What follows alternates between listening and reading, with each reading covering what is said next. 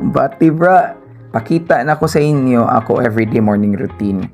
Ride to work ang peg na to today, mga 5 to 10 minutes depende sa traffic.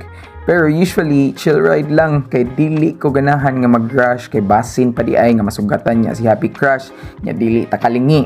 Saon na lang gyud. TDH ba to siya? Tall, check. Dark, check. Handsome, check the check as in.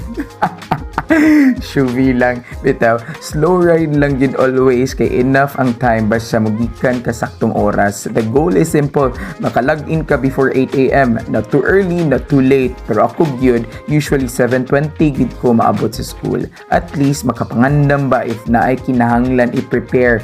Kay ako dili ko ganahan mo sulong sa gerang walay armas bra, as in kuyaw na siya. So hapit na ko maabot sa school. Pag abot gid dito, face recognition na bra. Di na kailangan og fingerprint or pirma-pirma. Ang nawong na lang gid ang puhunan. So good luck na lang gid sa mga buntag pa lang, haggard na.